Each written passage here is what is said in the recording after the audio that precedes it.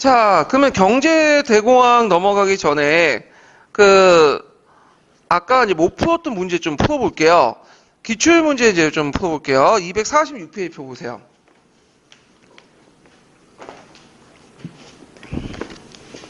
자, 246페이지.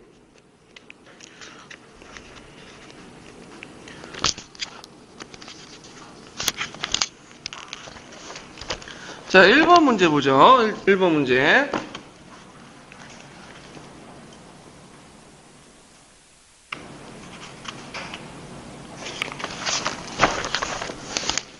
자, 1차 세계대전 결과및 영향에 관해서 바르게 설명한 것은 이렇게 있는데, 자, 신생 독립국가들이 제3세력을 형성하고 세계 평화를 지청하였다. 자, 요거는 이제 2차 세계대전 이후 때 얘기고요. 그 다음에 2번은 자본주의 중심권이 대서양에서 미국으로 이동했다. 맞죠? 그 다음에 3번 영국에서는 19세기 자유방임 정책을 수정되었다. 이렇게 했는데, 자, 그 자유방임 수정은 1차 세계대전의 결과가 아니라 그 대공황의 결과예요. 그래서 정부의 역할을 최소화하고 시장의 자율성을 강조한 자유방임 같은 경우에는 이 대공황 이전에 세계 각국이 주요 경제 정책 방향이었지만 대공황 이후에 이게 수정이 됐죠. 그래서 요거는 맞지가 않고요. 그 다음에 아시아, 아프리카의 탈식민지 발현은 2차 세계대전 이후죠. 1950년대, 60년에 거쳐서 이제 각국이 독립하게 되죠. 자, 그래서 이제 있고, 그 다음에 뒤에 넘어가서 3번 문제 볼게요. 자, 1차 세계대전 후에 각국의 상황으로 설명이 잘못된 것은, 자, 독일, 오스트리아, 투르크 등에서 공화국이 수립됐다. 예, 맞고요. 자, 대부분 국가에서 선거권에 대한 제한이 사라지고 보통 선거가 일반화되었다. 예, 맞죠? 자, 미국은 국제연맹에 가입하여 국제 무대에 중요한 위치를 차지했다. 아니죠? 네, 국제연맹에 가입하지 않았죠? 자, 그 영국에는 대전의 피해가 심해서 경제적 불황이 계속되자 노동당 내각이 출연됐죠. 그래서 답이 이제 틀린 거니까 3번이 되죠. 4번 문제 볼게요. 자, 지도는 4번 보면 지도는 어느 시기에 독일의 영토로 나타난 것이다. 자, 이 시기에 각국에서 일어난 사건을 옳지 않은 것은, 자, 이거는 이제 1차 세계대전 때 이제 1918년 이제서 1931년까지 이제 지도예요.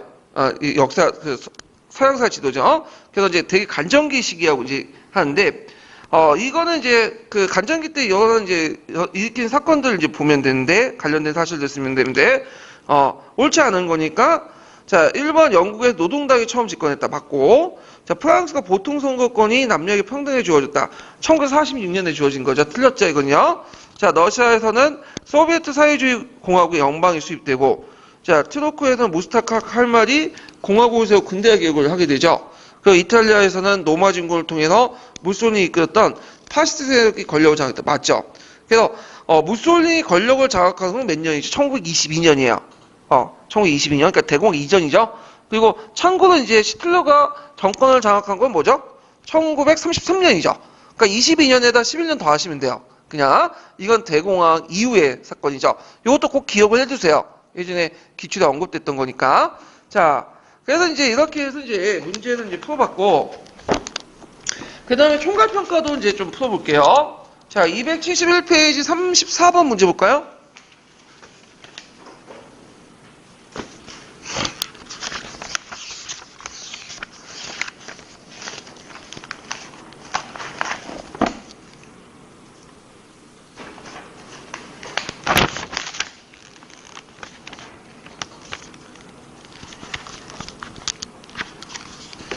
자, 34번 보면 다음 헌법의 명칭을 써보고 이 헌법에서 독재자가 초연될 수 있었던 내용을 말해보시오. 그리고 이 헌법을 정지시킨 법을 쓰시오. 이렇게 했는데, 자, 이거는 이제 바이메르 공화국에서 만든 바이메르 헌법이죠. 그래서 이제 이 헌법의 문제점이 이제 뭐냐면 이게 독재자 초연과 관련돼 있는데, 정당 난립으로 의회가 정상화되지 않을 경우에는 대통령이 이제 부여된 긴급 발두권이 있었다. 이렇게 쓰시면 돼요. 예. 그래서 대통령의 긴급 발두권이 있고 그 권한을 특정한 사람한테 주는 것도 이제 그 히틀러가 나중에 이제 신대부 그 권한을 받아가지고 이렇게 독재를 해먹을 수 있는 배경이 됐죠. 그 다음에 이 바이메르 헌법은 나중에 히틀러가 무슨 법을 정지시켰어요? 수권법을 정지시켜버렸죠. 예, 요 내용들 쓰시면 되고요. 자, 그 다음에 274페이지 보고.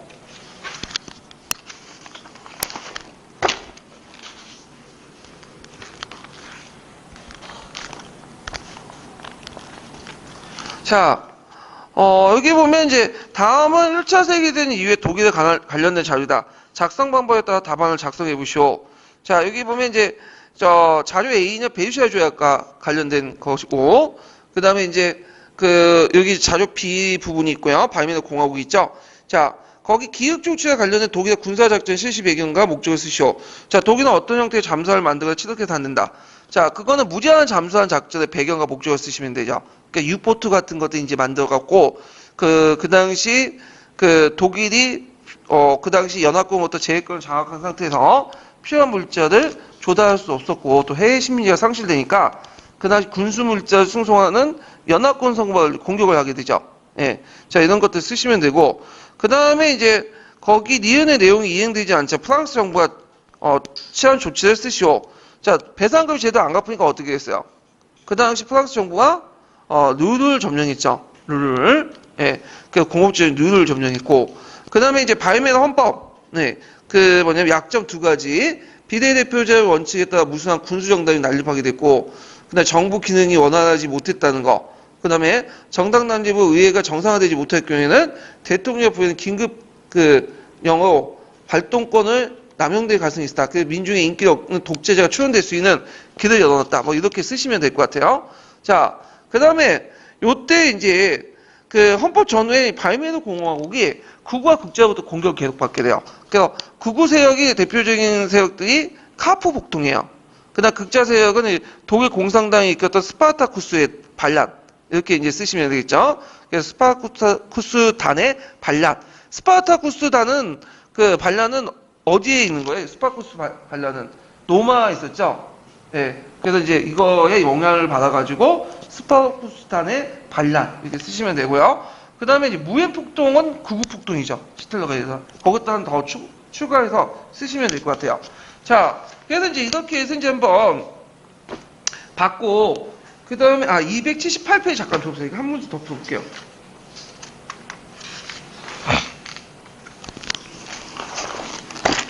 자, 278페이지 42번 문제 볼게요. 자, 다음 자료를 보고 작성 방법에 따라서 답안을 작성해 보시오. 자, 이거는 이제 자료의 A 지역인데 이거는 이제 1919년부터 1938년까지 유지했던 거죠. 그래서 이제 시틀러가 이제 오스트리아 합병 이전까지 이제 관련된 시기고, 요 시기를 대략적으로 어느 시기라고 하냐면 정강기 또는 간정기라고 해요. 이 시기를. 그래서 정강기, 간정기 의미가 뭐예요? 전쟁 중간에 있는 시기. 1차 세계대전과 2차 세계대전. 그래서 있고, 그래서 그 역사적 연도 기간은 이제 정강기, 그래서 1차 세계대전 종결부터 해서 2차 세계대전 전까지 이 시기들을 이제 하고요. 그 다음에 요때 이제 대중민주 정치와 관련된 내용들 보면 대중민주가 발전됐다고 했죠. 그래서 대표적인 게 재산의 소유에 제한이 없어졌고요. 남녀 평등의 보통선거가 일반화되었다.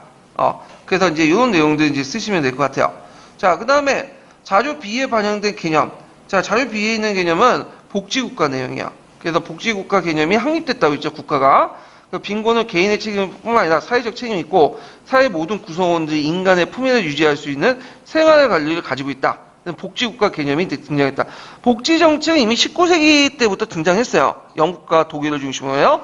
그래서 이거를 국가의 의무로 생각하는 복지국가 개념은 이때 확립됐다고 보시면 돼요. 자, 그래서 이런 내용들 이제 보시면 되고, 자, 그러면 경제대공황을 이제 볼게요. 경제대공황은 예전에 한 2번 정도인가? 시험 문제 나오긴 했는데, 이것도 이제 뭐냐면, 융합사회, 통합사회적인 나왔지, 역사과 단독은 거의 안 나왔어요. 그래서 앞으로 나오진 않을 것 같긴 한데, 일단 보죠. 앞에서 이제 얘기했지만 공황이라는 거는 자본주의 사회에 필연적으로 있을 수밖에 없는 건데, 되게 이제 생산보다는 소비가 적기 때문에, 생산이 더 많기 때문에 소비보다. 그래서 어제 일어난 건데, 공황은 인플레이션이 아니라 일단 뭐예요? 디플레이션이죠. 디플레이션. 예. 그 중에 공황 중에 제일 큰 공황이 뭐냐면, 미국의 대공황이야. 예, 그레이트 디플레이션이라고 해서, 공황이라는데, 자, 배경을 보면요. 일단은 생산 가인. 근데, 부의 균등한 분배가 제대로 되지 않다 보니까 구매력이 감소되죠. 예. 그리고 이제 해외 시장이 축소되니까 팔 수 있는 시장이 없게 되는 거야. 예. 그래가지고, 그때 이제 있고. 그래서 이제 이 당시에는 어떤 말이 유행이냐면 풍요 속의 빈곤이라는 말이 있어요. 풍요 속의 빈곤. 많이 들어봤죠? 경제학에서. 예. 물건은 쌓아 있는데 막 쌓여 있는데 거기에 이제 식량은 창고에 있는데 사람들이 굶어 죽어. 왜 그랬어요? 살 수 있는 돈이 없기 때문이죠. 예. 그래서 이제 이런 형상들이 일어났다. 자, 그러면 이제 이게 이제 어떻게 폭발되냐면 그 당시에 이제 그 주가가 대폭락이 일어나죠. 그 당시 이제 그 전에는 주가가 퍽 올라갔는데 폭등했는데 어느 순간 폭락이 되고 산업이 마비되고 실업자가 증가되고 전 세계 확대돼. 그래서 유럽의 여러 은행들이 파산되고 등등등 해가지고 이게 이제 미국뿐만 아니라 유럽 각국에 확산이 돼. 왜 그랬어요? 미국이 그 당시 산업의 돈줄인 금융을 장악했기 때문이죠. 그래서 이런 것들. 그래서 이제 영향은 이제 각국이 종전의 자유방임주의를 버리고 이제 시장의 모든 걸 맡김보다는 정부가 개입을 해서 통제 경제 정책을 더 강화시키고요. 그 다음에 전체주의가 대두되죠. 특히 이제 독일이나 뭐 이탈리아 같이 일본이처럼 이게 뭐 자국의 시장이나 식민지가 본료 없는 상대적으로 적은 데에서는 12개에서 전체주의, 침략주의 이런 것들이 대두됐다. 자, 그래서 이제 미국을 이제 보면 이제 종전의 자유방임주의에서 케인즈의 이론에 따라 수정자본주의가 등장하게 돼요. 예. 그래서 이제 케인즈의 이제 그가 뭘 주냐? 유효수요를 창출해야 된다. 유효수요라는 건 뭐냐면 가처분 수요죠. 그러니까 내가 이제 돈을 갖고 그걸 살 수 있는 그런 소득을 만들어야 된다는 거예요. 근데 이제 대공황식이다 보니까 기업이라든지 그 다음에 가게가 그걸 만들 수가 없죠. 소 이제 있고 홍나가 은행도 만들 수가 없어. 왜 채무가 이제 해갖고 채무가 못 갚으니까 기업이 폭삭 망하는 거냐. 그러니까 또 기업이 망하니까 또 뭐냐면 일자리 창출할 수 없고 그냥 악순환에 빠지는 거야. 기업이 이제 폭삭 망하니까 일자리가 잘리고 없어지고 그 다음에 또 금융도 금융권도 은행도 망하고 그러다 보니까 일자리 계속 창출할 수 없고 그럼 누가 나가야 되냐? 국가가 개입을 해서 재정 적자를 내더라도 국가가 재정을 투입을 해가지고 재정 지출을 늘려서 일자리를 창출해야 된다는 거야. 그래서 국민들이 유효수요 소득을 갖게 한다. 그러니까 내 주머니 속에 뭐가 있어야 돈이 있어야지 물건을 사게 되고 물건을 사면 어떻게 되죠? 기업이 활성화되죠. 그리고 기업이 살아나야지 일자리는 늘어나고 그리고 또 뭐냐면 돈도 갚을 수 있으니까 더 은행도 파산에 변할 수 있죠. 그래서 이제 이런 선순환 구조를 만들어줘야 되는데 이걸 누가 역할을 하냐? 국가가 해야 된다. 그렇게 이제 얘기를 하죠. 그 이론을 제시했던 사람이 케인즈 이론이에요. 그래서 케인즈 이론은 우리가 굳이 알 필요는 없죠. 근데 그런 게 있었다는 대강만 좀 알면 돼요, 그냥. 자, 그러면 예전에 공화당 정권은 이 케인즈 정권은 케인즈 이론을 받아들이지 않았어요. 통상적인 경제 자유방임주의만 해갖고 어떻게 하는 문제를 하려고 해결하려고 했죠. 예. 그래서 이제 개인의 자유와 책임만 강조하고 시장이 경제 문제를 해결할 것이야. 이게 제대로 되겠어, 안 되겠어? 안 되죠. 그러니까 이제 이때 이제 공화당 정권이 제대로 해결하지 못하니까 새로운 정권이 등장하죠. 이 민주당 정권이야. 그래서 누즈벨트가 이제 민주당 정권은 이제 민주당에 나서 이제 등장했는데 이때 이제 누즈벨트가 민주당이 되면서 이제 지지층이 좀 변화가 일어나요. 왜냐하면 원래 흑인과 북부에서는 공화당이 지지했죠. 그리고 남부 백인은 뭐예요? 민주당이 지지했죠. 예전에는. 근데 이제 이 누즈벨트는 종전에 남부 세력뿐만 아니라 북부 세력까지 다 포괄돼. 그러니까 종전의 남부 민주당의 지지 세력뿐만 아니라 그 다음에 북부의 흑인들 지지 세력까지 다 끌어내. 이걸 이제 뭐냐면 누즈벨트 연합이라고 해요. 두 개 세력을 다 포함을 내는 거야. 그래서 이 사람이 사선할 수 있었던 것도 이렇게 남부와 북부를 포괄할 수 있는 누즈벨트 연합 때문에 가능한 거죠. 그러면서 이제 조금씩 이제 뭐냐면 지지 세력 안에 이제 민주당 안에 진보 세력들이 들어오기 시작한 거예요. 그러다가 이제 60년대 인권 정책을 통해서 지지 세력이 완전히 재정렬 해가지고 결국에는 지지 세력 변화가 일어나죠. 그 단초를 열었던 사람이 누구냐면 누즈벨트예요. 이 누즈벨트. 자, 하여튼 누즈벨트는 집권하자마자 케인즈 이론을 이제 적극적으로 수용해서 정부가 이제 적극적으로 이제 경제 간섭을 하게 되죠. 그래서 이제 3할 정책을 내거든요. 예, 그래서 이제 리커버리, 리폼, 그래서 회복, 그래서 구제, 개혁, 이 3할 정책을 내서서 여러 가지 법을 만들어요. 개혁 입법들. 그래갖고 이제 그 내용들을 보면요. 그 농업조정법이 있어요. 농업조정법은 뭐냐면 정부가 개입해서 농업 생산을 조절하고 가인 생산물을 정부에 매입하는 동시에 계획 생산에 조절하여 수요과 공급을 맞는 농업 생산 안정과 균형을 추구한다. 그 당시에 이제 농업 생산이 너무 많아서 문제죠. 그러니까 너무 많으니까 그 밀감이나 이런 것들이 어떻게 돼요? 곡물가격이 떨어지죠. 그러니까 이제 어떤 일이 있었냐면 배에 곡물을 싣고 갖다 버렸어요. 왜 버렸겠어요? 곡물가를 뭐냐면 높이려고. 그러니까 이제 그러니까 안 되겠다. 그래서 정부가 개입을 해갖고 농업 생산을 조절하고 가인 생산을 누가 매수한? 정부가 매입을 하는 거야. 그래가지고 이렇게 했는데 나중에 미공법 같은 것도 요거는 법이에요. 왜냐하면 가인 생산물 매입을 해서 누구한테 주는 거죠? 전후에 제3세계 국가, 보사노국가에 주는 거죠. 그런 식으로 미국의 영향을 확대시키려는 이제 법인데, 자, 하여튼 이런 농업조정법이 있었고, 그다음 전국산업보험법은 뭐냐면 그 당시 제일 문제점이 뭐냐면 그 사람들이 산업마다 이제 그 투자할 때 균형적으로 투자해야 되는데 뭐 주식이라든지 그냥 은행 투자해서 볼 때 직접 금융, 간접 금융 특정한 산업들만 몰려. 그러니까 어떤 산업은 확상 망하는데 어떤 산업은 자금이 몰려가지고 너무 이제 가인 생산을 하는 거야. 그러다 보니 서로까지 싸우니까 또 부담이 빠지고 안 되겠다. 그래서 정부가 나서서 일종의 산업 정책을 하는 거죠. 그래서 금융이나 이런 그 조절이나 장치 같은 것들을 해갖고 어떤 데 투자를 하면 이제 여러 가지 혜택을 주고 또 어떤 데 투자하면 너무 가인 생산에 투자하면 정부가 뭐야 여러 가지 뭐 불이익 주든지 세금을 많이 떼이든지 그런 식으로 해가지고 이제 하고 그래서 전국 산업 보험법을 해갖고 이렇게 했다. 그래갖고 생산 조절이나 최저 가격제를 또 실시하죠. 최저 가격제는 누굴 보호하기 위한 거죠?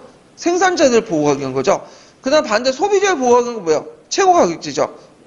이렇게 해서 이제 고임금과 실업자 규제 계획 등을 또 세우고 등등을 이제 했다. 전국산업보험법. 그 다음에 사회보장법을 만들죠. 65세 이상의 노인들에게 연금을 지급하고 실업자 수당을 비롯하여 주정부의 빈곤한 자, 그 다음에 불구자, 무능력자들에게 이제 연방정부의 재정 지원을 규정을 하고 자, 이런 사회보장법은 상당히 의미가 있는 게 왜 그 의미가 있냐면 예전에는 그 미국에서는 이런 게 있어요. 개인이 빈곤하면 다 누가 책임이에요, 이거는? 사회 책임이 아니야. 개인이 못 먹고, 못 배우고 하기 때문에 다, 뭐냐면, 개인이 책임이죠. 미국인들 그 당시 그렇게 생각했어. 근데 이제, 개인이 뭐냐면, 못 먹고 못 사는 건, 물론 개인의 책임도 있겠지만, 최소한의 어느 정도 사회적 책임도 있다는 걸 인식하게 시키는 거야. 그러면서 이제 이걸, 계기로 해가지고, 60년대 들어가까지, 미국에서는 정부가 적극적으로 뭐냐면, 사회보장 정책을 하기 시작해요. 예. 그래서, 근데 문제는 이제 너무 간섭을 하다 보니까, 이게 통제 위주로 들어가죠. 개인을 통제하고 간섭하고. 그러니까 이제 또 여기서, 나 개인의 자유는 더 좋다는 게 또 68혁명이야. 이런 거 해갖고 이제 왔다 갔다 하는데, 자, 하여튼, 자, 그래도 이제 사회보장법을 실시하면 어떤 효과도 있을까요? 유효 수요를 증가시키는 거죠. 정부가 여러 가지 지원을 해주면, 그들은 이제 뭐냐면, 이걸 돈을 받고 자기가 필요한 물건들 사잖아. 그러다 보면 어떻게 돼요? 구매력이 늘어나고 그리고 산업을 부흥시키는 경제를 살리는 그런 효과도 있겠죠. 그다음 와그너법 같은 경우에는 노동자 단결권과 단체 교섭권을 인정을 했다. 그래서 이제 이 사회보장법과 와그너법 같은 경우에는 이제 하층민을 대상으로 한 그런 정책들이었는데 물론 이제 나중에 대법원에서 이제 뭐냐면 이게 판례가 돼서 이게 법적 문제가 있다, 뭐 헌법에 위배된다 해가지고 이게 위헌 소지가 있다 해서 판례가 때리지만 하여튼 그런 것들을 했다는 게 상당히 의미가 있고 후에 정책에도 큰 영향을 미치게 되죠. 자, 그 다음에 이제 테네시간 개발공사가 있어요. 이건 뭐냐면 일자리 창출이죠. 토목공사, 거대한 토목공사를 만들어가지고 일자리 창출하는 거야. 그래서 실업자 구제 및 공공산업 합리성을 통해서 사회에 또 시범을 보이고 사회 간접자본 시설을 확충하고 일자리 창출하기 위해서 이렇게 했는데 테네시가 개발공사뿐만 아니라 여러 곳곳에 뭐냐면 뭘 버려? 토목공사를 버려. 쓸데없이. 예를 들어 뭐 땅을 파괴한다, 땅을 굳게 하고 그런 건 쓸모없는데 공공사업을 해갖고 그 사람들이 뭘 주기 위한 거야? 돈을 주기 위한 거죠. 자, 이런 것도 있다. 그 다음에 이제 여기는 안 나와 있지만 긴급은행법이 돼갖고 금융공항에서 은행을 구출할 수 있는 그런 것들을 이제 법을 만들죠. 자, 그래서 이제 의의는 이게 이제 단순한 공항 타겟책이 아니죠. 거기에 그치는 게 아니라 사회보장과 노동자 권익을 옹호하는 적극 개혁 정책이었고요. 그 다음에 이제 미국의 공항을 기기 위해서 완전하게 자유방임을 살피해서 무슨 주의가 나왔다? 수정 자본주의, 국가가 개입할 수 있는 자본주의 늘어났다는 거죠. 이게 예전에 시험 문제 나왔죠. 예, 이거는 이제 미국뿐만 아니라 각국이 다 그래요. 특히 독일이 그렇죠. 독일 시틀러가 이제 초창기 때 그 공항을 이나 경제 그 파탄을 잡을 수 있었던 게 국가가 적극적으로 개입을 한 거죠.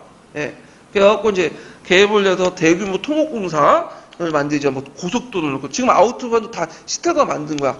그래서 그때 이제 고속도로 만들려면 말들이 많잖아요. 철도나 뭐 근데 시틀러는 그냥 다 무시해버리고 그냥 만든 거지. 그냥 안 만들어 저항하면 불러서 이제 총살시키고, 예, 간단하게 처리하고 국가가 계획을 내갖고 이거 이제 뭐냐면 그 당시에 미국의 정책과 거의 유사해요. 예, 그래서 시틀러가 초창기 때 그 노동자들의 지지를 많이 받았던 게 많은 사람들이 지지를 받는 게 경제 정책을 잘해서 그래요. 계획 경제 형태를. 그래서 이제 이런 것들을 했다. 자, 그리고 복지사회를 뭐 지향했다. 뭐 이런 것들은 의의를 또 줄 수가 있겠죠. 그래서 복지사회를 지향하기 위해서 경제활동의 중앙정부의 통제를 받아야 된다. 그래서 미국의 정통적인 사고방식, 개인주의 어긋나지만 일단은 이런 정책들을 했고요. 그 다음에 이제 여기는 안 나와있지만 외교정책의 변화 좀 적어놓으세요. 자, 외교정책 변화 보면 미국의 정통적인 외교정책이 뭐였죠?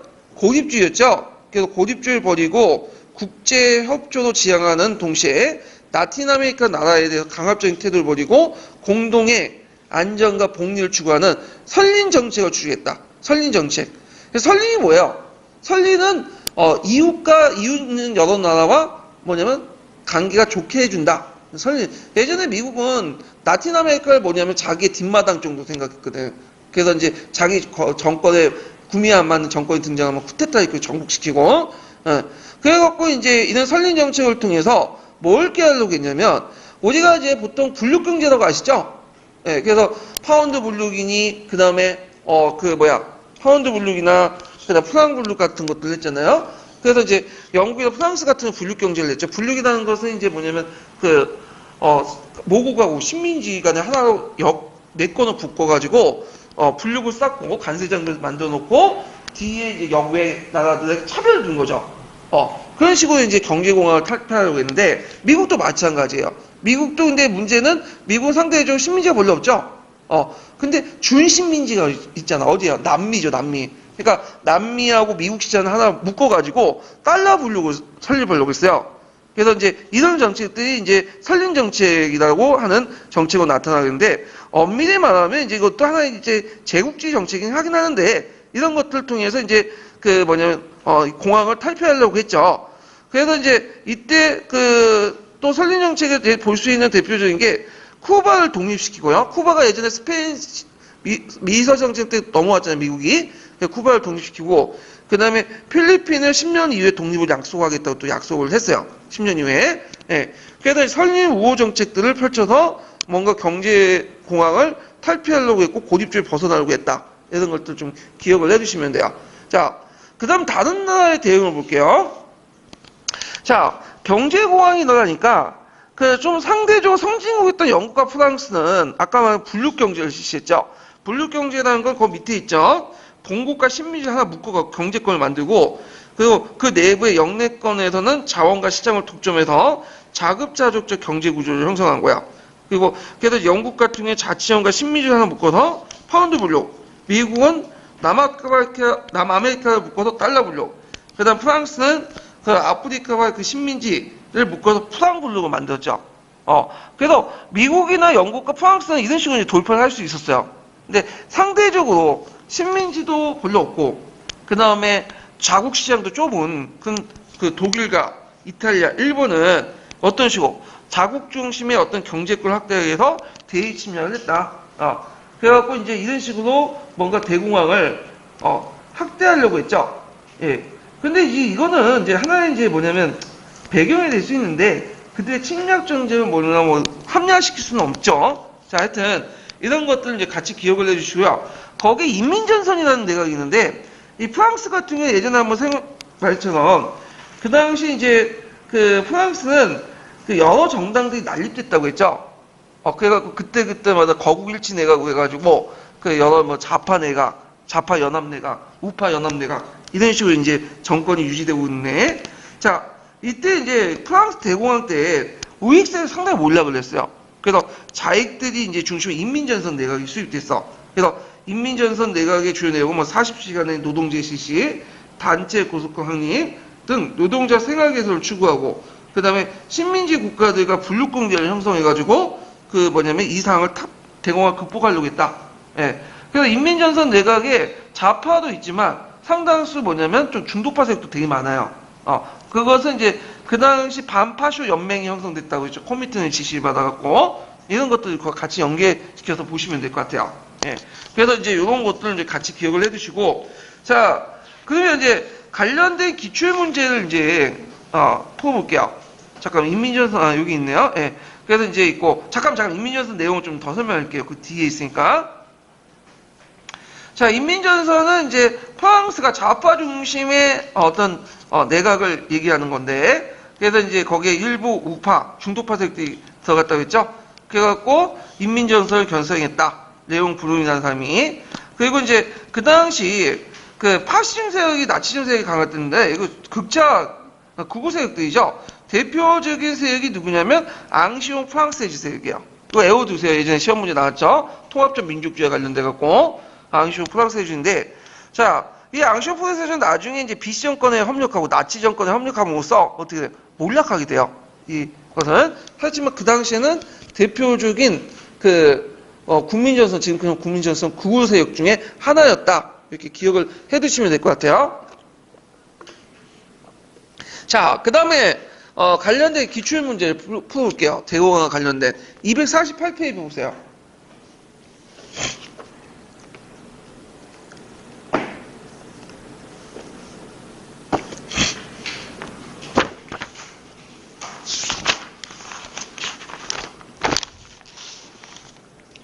자, 248페이지 2번 문제 볼게요.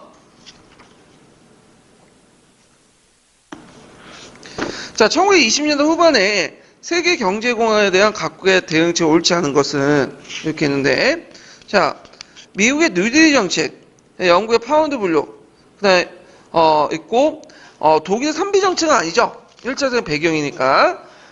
일본의 만주사변도 맞아요. 왜냐하면 이제 요거 연도 정확히 좀 기억을 해야 될 텐데, 만주사변이 몇 년에 일어났죠? 1931년에, 대공황이 1929년이죠. 직후에 일어났죠. 그 다음에 이제 37년에 뭐가 일어났어요? 중일전쟁. 그래서 41년에는 태평양 전쟁. 요와 관련된 것들이 좀 이따 또 나와요. 뒤에 넘어가서. 자, 3번 문제 볼게요. 자, 다음 글의 일꾼을 물음에 답하시오. 1929년 10월에 뉴욕의 증권시장이 갑작스럽게 주가가 폭락되었다. 증권시장에 발생한 공황은 순식간에 금융업, 농업, 공업에 파급되어 문을 닫는 은행들이 소출됐고 농작물 가격이 폭락했으며 실업자가 급증했다. 자, 이런 정책들을 해결하기 위한 정책이 뭐죠? 뉴딜리 정책. 그 다음에 이의 영향으로 전세에 파급됐는데 일본의 동아시아에 일으킨 사건. 자, 1929년 다음에 이런 사건이 뭐예요? 만주사변이죠. 만주사변 쓰시면 되고, 그리고 독일에 누가 등장했다? 나치즘. 히틀러 나치즘이 등장했죠. 그 다음에 그 당시 미국 경제는 19세기 때 고전적 자유방임주의를 탈피하고 경제활동에서 중앙정부의 개입과 통제를 강화하는 권한인데, 이걸 무슨 자본주의? 수정자본주의, 혼합경제체제, 이렇게 이제 쓰시면 될 것 같아요. 자, 그 다음에 이제 뒤에 넘어가서 이제 관련된 총괄평가 문제를 볼게요. 총괄평가 문제.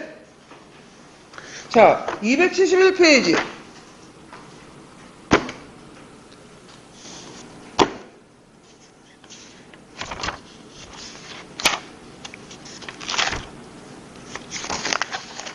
자, 271페이지 34번 했고, 잠깐만요. 이게 잘못 적어놨네? 34번 했죠? 그 다음에, 자, 아까 풀었나?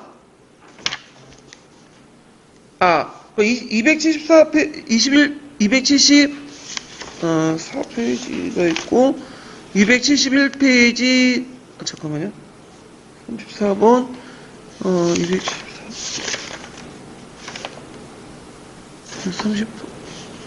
33번 문제 볼게요. 33번. 내가 이걸 잘못 적어놓은 것도 한데, 일단 풀어볼게, 뭐. 자, 33번 문제 보면, 그 당시 이제 독일과 관련된 건데, 자, 요거는 이제 사유 명칭이 나이투쟁하고 관련된 거야. 예. 근데 경제적 배경 관련된 내용인데, 아까 말한 것처럼 독일도 계획 경제를 실시했다고 했죠? 그래서 미국의 마찬가지로. 1933년부터 시작된 계획 경제는 독일 산업의 급속한 발전을 가져와서 실업자들 감소시켰다. 그 다음에 이들은 또 대정책을 방향을 틀어가지고 생활 공간을 요구해서 게르만들에서 살 수 있는 아리안 민족이 살 수 있는 생활 공간을 요구해서 팽창주의를 내세웠다. 이 생활 공간이라는 용어는 나이투쟁이 나와 있는 거예요. 히틀러가. 예. 자, 하여튼 이런 것도 있고요. 그 다음 278페이지. 278페이지. 이게, 잠깐만요.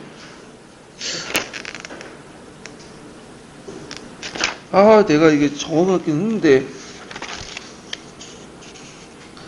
잘못 적었네. 275페이지 39번 문제 볼게요. 자, 39번 문제 보면, 다음은 미국의 뉴딜 정책과 관련된 정책 자료다. 자, 작성 방법에 따라 답안을 작성해시오. 이렇게 했는데, 자, 일단 자료 A는 뭐와 관련된 거냐면, 사회보장법과 관련된 거고요. 자료 B는 테네시강 개발 유역과 관련된 거야. 그래서 자료 A의 요지는, 자, 여기는 65세 이상의 노인들에게 연금과 실업자 수당을 비롯한 주정부의 빈곤자, 불구자, 무능력자의 구제에 대한 연방정부의 재정 지원 등이 있었고요. 그 다음에 정책 시행 내용을 이제 보면요.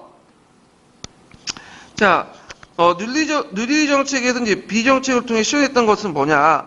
자, 테네시강 개발 유역, 공사법에 의해서 실업자 규제, 지역개발의 필요성 가능성, 공공산업의 합리성 시현, 이런 것들이 있었고, 그 다음에 이때 이제 실시했던 농업 관련된 법은 뭐죠? 농업조정법과, 상업 관련된 법은 뭐예요? 상업부흥법 있죠? 요 농업조정법과 부흥법을 같이 쓰시면 돼요.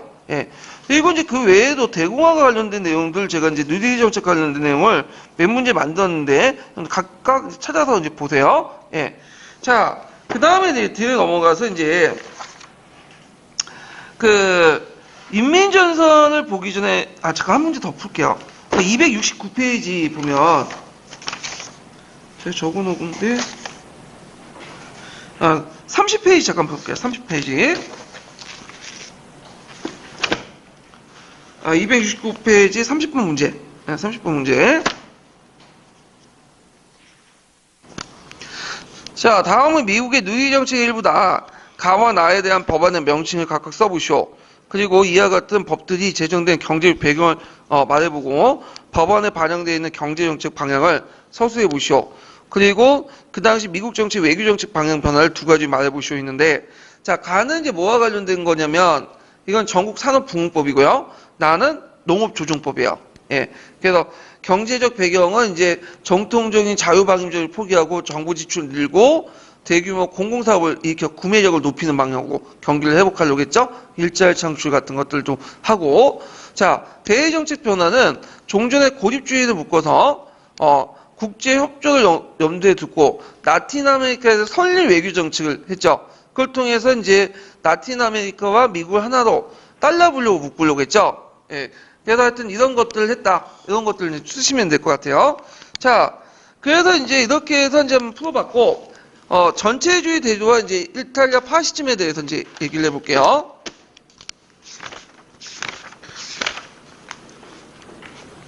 자, 전체주의라는 거는 어떤 걸까요? 전체주의는.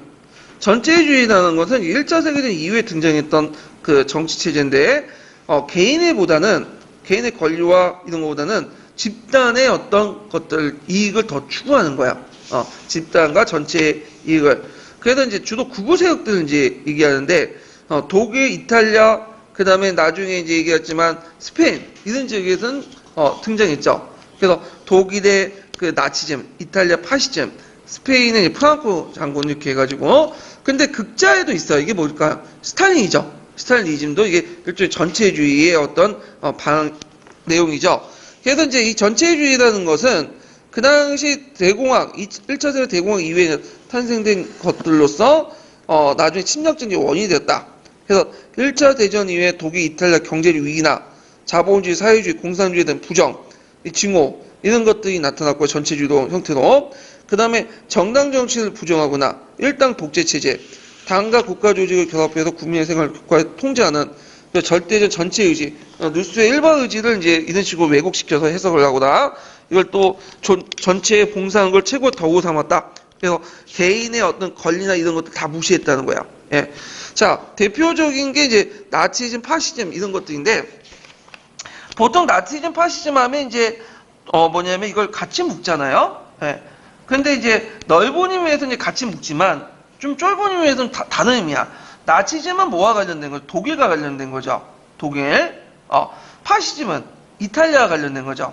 예.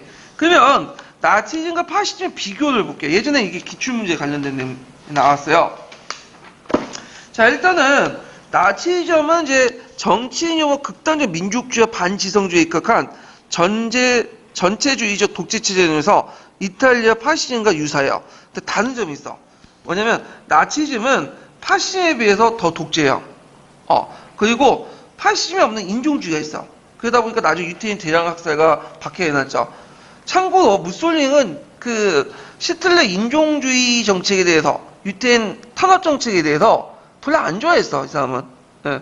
그래서 유태인에서 별로 이제 뭐냐면 안 좋은 감정이 있긴 있지만 굳이 뭐 죽일 필요까지 있겠냐, 그런 이제 입장이었고, 이탈리아가 나중에 이제 그 나치즘, 그러니까 인종 정책에 동조했던 것도 이게 뭐 자율적인 것보다는 그 당시 독일의 강요 때문에 그런 거 측면이 강해요. 그래서 나치즘은 이제 인종주의가 있지만 파시즘은 인종주의가 거의 없다. 이렇게 좀 보시면 돼요. 예. 그래서 이게 예전에 한번 시험 문제 나왔던 거고요. 그러면 관련된 기출 문제를 좀 풀어볼게요. 251페이지 펴보세요.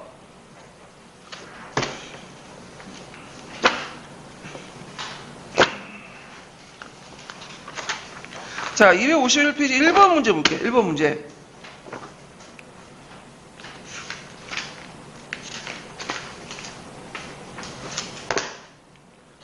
자, 1차 세계대전 이후에 파시즘 대두에 대한 설명으로 오는 것은 이렇게 했는데, 자, 전후의 정치적 불안, 정신적 분열, 세계 경제 공황 등의 혼란 등으로 이탈리아에서 파시즘 정권이 수립됐다. 왜 틀렸을까요? 이거? 경제 공황이 틀렸죠. 경제 공황은 몇 년에 있었죠? 1929년.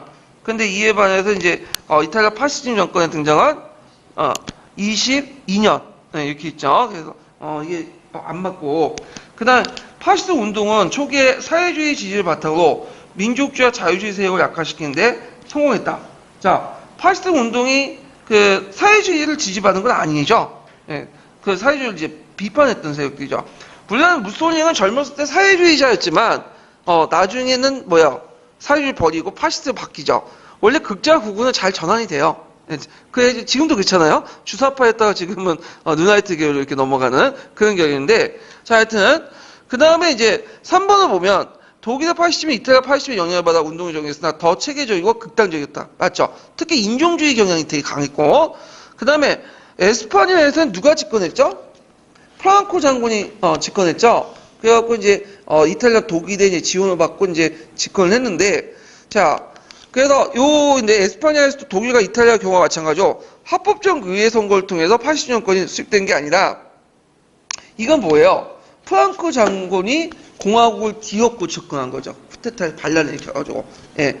참고로 이제 이탈리아는 로마의 진구를 통해서 이제 했고, 이건 합법적인 게 아니죠. 그냥 우익들의 어떤 무기난을 했던 거고, 독일은 합법적인 방법을 통해서 집권했어요. 그래서 바이메더 헌법을 통해서 선거를 통해서 집권하고 나서 다수당이 차지하니까 수권법을 통해서 정지시키고 이제 이때부터는 이제 비합법적인 방법이죠. 예. 그래갖고 이제 이런 것들이 이제 있었다라는 걸 좀 기억을 해두시면 돼요. 그래서 답이 이제 여기 오니까 옳은 거니까 3번이겠죠? 3번. 자, 그러면 이제 이탈리아 파시스트 특징이 뭐죠? 자, 이탈리아는 이제 그 당시 누가 집권했어요? 무솔링이 이제 집권했죠. 원래 파시즘의 언어는 자체가 그 파시스모다 해갖고 로마 근위병의 장신 파쇼에서 나왔다고 그래요. 파쇼는 도끼나 여러 개 묶어있는 권력의 상징인데, 그래서 이 파쇼란 말은 이제 무솔링이 사용했죠. 단결, 결속, 그런 의미예요. 자, 그래서 이제 무솔리니 한 유명한 연설이 있어. 이게 예전에 한번 시험 문제 나왔고, 그 다음 교과서 사회에도 자주 언급돼 있어요. 그걸 한번 읽어볼까요? 그게 이제 기출사조이기 때문에. 네. 예. 예? 아, 여기. 이 663페이지 여기. 네. 사조 이렇게. 반개인주의적인 파시스트의 국가의 중요성을 강조하고 고전적 자유주의에 반대한다. 파시스트의 국가 개념은 모든 것을 포괄하며 국가를 떠나서는 인간의 영혼의 가치도 존재하지 않는다. 이러한 의미에서 파시즘은 전체주의적이다. 어떠한 단체도 국가를 떠나서는 존재하지 않으며 따라서 파시즘은 사회주의에 반대한다. 국민이 국가를 발생시키는 것이 아니라 국가가 국민을 창조한다. 자, 이게 이제 마지막 있죠. 마지막 내용. 거기에 보면 국민이 국가를 발생한 것이 아니라 국가가 국민을 창조한다. 예. 그러니까 사회과학에서는 국민이 국가를 만드는 거죠. 사회개혁을 통해서 정부를 만들고. 근데 그게 아니라 국가라는 자체 국민을 창조한다. 그래서 국민은 국가에 종속돼야 된다. 이런 것들을 강조하는 말인데, 요게 이제 예전에 시험 문제 나왔어요. 이게. 그래서 몇 페이지 잠깐 펴보시면 기출문제 221페이지 잠깐 펴보세요.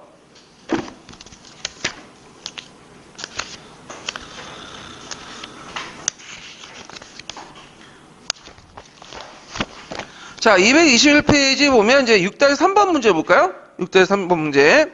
자, 가나다의 밑바탕에 깔려있는 17세기 정치사상의 상반대도로 인민국가 창조단 세 단어를 사용해서 나의 빈칸을 채우시오.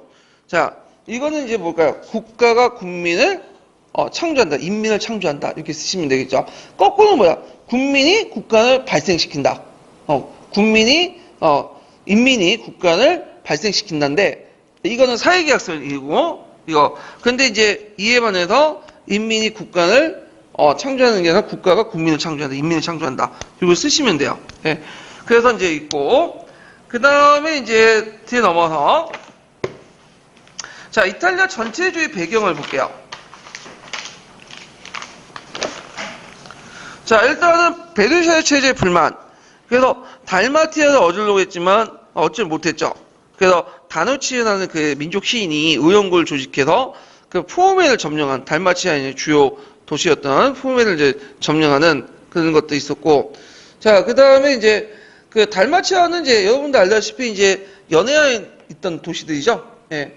그리고 이제 그 포메 이제는 그 뒤에 이제 그 달마티아의 그 하나 도시고, 예, 이런 것들 이제 같이 연상시켜서 보시면 되는데, 자, 사회주의 세력이 징대. 그래서 북부 이탈리아 농촌 지역에서 농촌 노동자들 조직화되고 토지의 집단화 이런 것들 사회분화를 심화시켰고, 그 다음에 중공업, 고통기관의 대파업이나 공장 점거, 노동자들 공장 운영권 요구, 선거에서 사회주의 정당들이 많이 이제 다수당을 지지했죠. 그거에 대해서 이제 극우 세력들이 상당히 뭐냐면 불안감을 가지게 돼요. 네, 그런 것들이.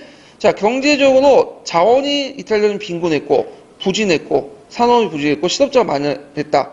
그래서 이제 이때 집권한 사람이 무솔리니인데요. 무솔리니 집권 연도가 1922년이죠. 이 사람은 그 1차 세계대전 때 이제 참가했던 사람이에요. 원래는 이제 이 사람이 그 사회주의 활동을 하다가 그 이제 나중에 구구세로 돌변했는데 1919년에 제대 장병들, 불평 불만에 찬 부자들, 우익 세력들을 이제 규합해갖고 이탈리아 파쇼 전투단을 조직하게 되는데, 이걸 이제 무슨 단이라고 하냐면 검은 셔츠잖아요. 검은 셔츠단은 뭘 이제 연상시키냐면 가니발디 아시죠? 가니발디가 뭘 만들었어? 예, 갈색 선취단을 만들었죠. 예, 그래서 요걸 이제 본받아갖고 벤칭마킹 해가지고 만든 것이 이 검은 셔츠단이야. 그래서 일종의 극우 단체들이죠. 예, 그래서 이제 이 당시 극우 단체들의 활동은 뭐냐면 되게 우익 테러예요. 백색 테러. 사회주의 공격하고, 그 다음 농민조합을 습격을 하고 등등. 그러다 보니까 이들에 의해서 노동자에 관련 농민조합, 소비조합들이 많이 파괴가 됐어요. 그리고 이걸 보니 극우 세력들, 특히 군인들, 극우 정치가들, 또 심지어 왕조차도, 이탈리아 왕조차 그들 지원하게 되죠. 그래서 이들이 이제 일종의 선전활동을 더 많이 했는데, 노마식 인사법, 그 다음 청년 무장자 가두투쟁, 고대의 신화 의식하죠. 그래서 이들은 적극적인 민족주의 이용했어요. 그래서 노마가 제일 잘 나갔던 때가 어떻게 해요? 노마 제국대죠. 그래서 노마 제국의 여러 이제 의식들을 이제 많이 만들어가지고 자기를 선전하고 그렇게 이제 대중을 동원하고 이런 것들 이제 하면서 이탈리아 민족의 우수성 이런 것들을 대중들에 선전하면서 대중들에게 이제 자신의 어떤 생각을 확산시키려고 했죠. 그리고 그 당시 이제 이들의 이제 내용들은 공산당 타도 이런 것들이 주장했기 때문에 자본가 군인 지주들의 지지를 받았고요. 자, 노마 진군을 계획했죠. 일종의 쇼인데 이 노마 진군이 뭐냐? 1922년에 이제 그 당시 이제 군인들 호위를 받고 이 무솔링이 그 다음에 북부 이탈리아에서 출발해가지고 노마까지도 걸어가지고 행진을 하는 거야. 그리고 나서 이제 있으니까 이때 노마에서 이제 들어오니까 노마의 역대 이제 노마의 이제 장관들과 그다음 관료들 그다음 심지어 국왕조차도 심지어 이제 국왕조차도 이제 와가지고 반겨주는 거야. 그래서 결국에는 이 노마의 진군을 통해서 자기가 정권을 장악하게 된 거죠. 그러니까 합법적인 게 아니라 비합법적인 거예요. 무솔리니의 정권을. 그 정권을 장악하자마자 계엄령을 추진하죠. 그래갖고 이제 새로운 내각을 구성을 하고 그러면서 정권을 장악했다. 이렇게 좀 기억을 해두시면 돼요. 자, 그 다음에 이제 그 정권을 장악하고 이제 파시스 민병대를 창설하고요. 선거법 유지 개정해서 이제 자기 정당이 이제 위에 다수당을 차지하게 되죠. 그리고 여러 가지 파시스 입법들을 하죠. 언론과 출판, 집회, 결사의 자유를 이제 박탈하고 그리고 나중에 더 나가서 파시스당 이외에는 모든 정당을 금지시켜. 그래서 일당 독재 체제를 확립한다. 그래서 대개 보면 이제 그 파시스 나치즘이나 공통점은 정당 정치를 좋게 잘 믿지를 못해. 스탈린주도 정당 정치 불신하죠. 똑같은 거예요. 예. 그래서 정당 정치 대신에 일당 독재를 하는 거야. 특히 이제 이 사람은 뭘 내세우냐면 뒤에 나왔죠. 협동종합 국가를 내세워요. 그래서 정당을 통해서 이제 정치를 하고 나는 그 당시 파시스 산하에 노동연맹 같은 것들을 만들고 그리고 노동자 조합들을 구성해요. 그리고 여러 가지 직능별 조합을 구성해서 그래서 이들이 모여가지고 정치를 하게 만들어요. 그래서 거기에서 생산과 임금 같은 걸 모두 경제 통제를 하고 그래서 이걸 이제 협동종합국가라. 그러니까 의회 정치가 부정되고 이렇게 이제 협동조합, 파시스트 조직 간의 통제받는 협동조합을 통해서 직능별로 이렇게 구성됐던 것을 협동조합을 통해서 국가를 운영하는 그런 체제를 협동종합국가다. 이렇게 좀 개념 정도만 파악을 해두시는 게 좋을 것 같아요. 예. 자, 그래서 이제 이런 게 있고, 자, 이 사람은 이제 또 대외 침략을 하죠. 왜 대외 침략을 했어? 위대한 로마 제국의 영광을 드러내기 위해서 대외 침략을 하는데, 일단은 알바니아를 보호시키고, 한때 이제 그 포메가 이제 있다가 다시 이제 유구한테 뺏기는데 포메를 접수시키고, 그리고 에디오피아를 이제 침략하죠. 에디오피아 침략하는 데 갖고 예전에 시험문이 나왔죠. 왜 침략했어? 예전에 한번 에티오피아한테 당했잖아. 한번 이제 로마의 상처를 입혔죠, 이탈리아. 그러니까 로마 제국의 영광을 되살리기 위해서 1896년에 패배를 소속하고자 위대한 로마 제국을 구하고자 에티오피아를 공격을 했어요. 결국엔 에티오피아는 점령했지만 국제연맹의 공격을 받게 돼요. 세계 여로에. 그러다 보니까 국제연맹에 탈퇴를 하고 그래서 국제연맹에서 경제 제재를 하죠. 이탈리아 상품의 어떤 이제 불매와 주요 군수물자의 이탈리아에 대한 군수 조치를 하는데 별로 실효성이 없었어. 왜 실효성이 없었냐면 석유가 군수물자에 빠졌죠. 군수물품에. 예, 제일 중요한데 석유가 빠졌다는 거. 그 다음에 수에즈 운하가 이탈리아 그대로 개방됐고 그 당시 이제 는 미국과 독일 해원국이 아니었어요. 이런 등등 해가지고 결국에는 이제 별 실효성이 없었다. 이탈리아, 에티오피아는 나중에 이제 다시 이제 독립을 하게 돼요. 이거는 자, 그래서 예전에 그 관련된 문제가 기출문에 나왔어요. 그럼 한번 풀어볼게요. 253페이지 펴보세요.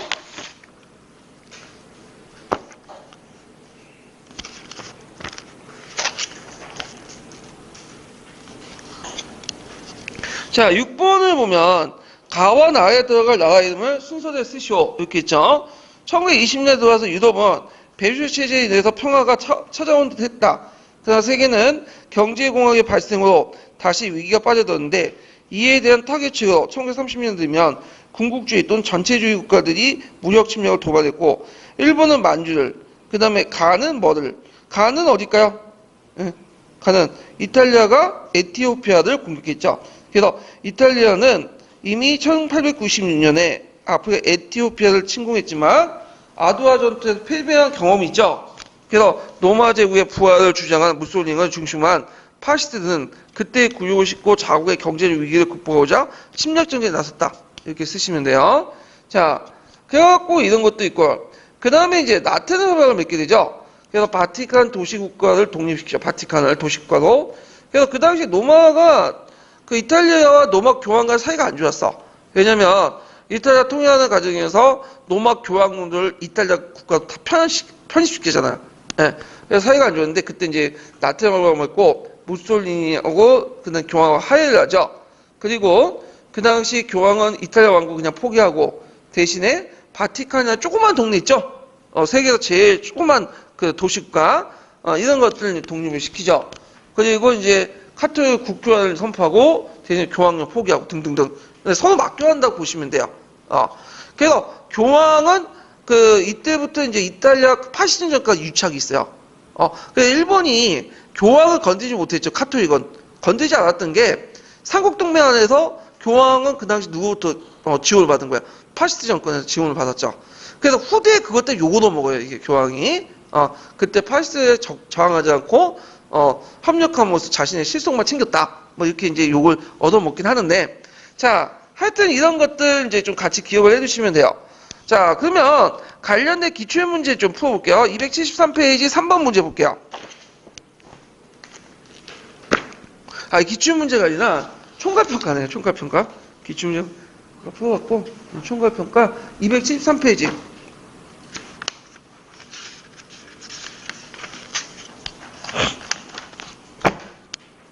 37번 문제 볼게요.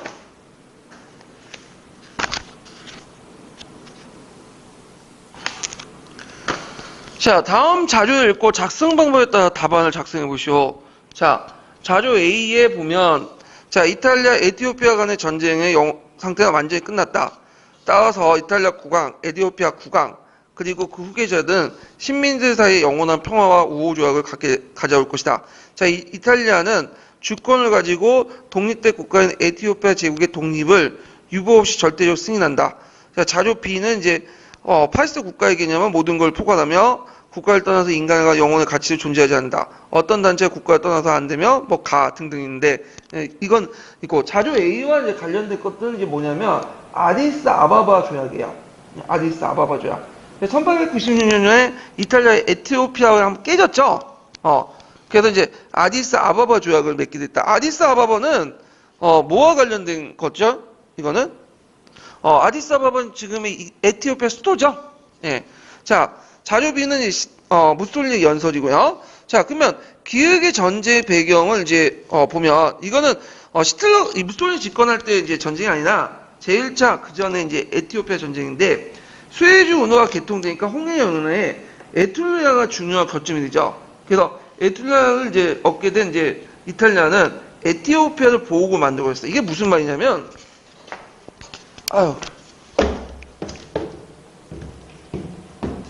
자, 여기가 이집트잖아요. 여기 이집트.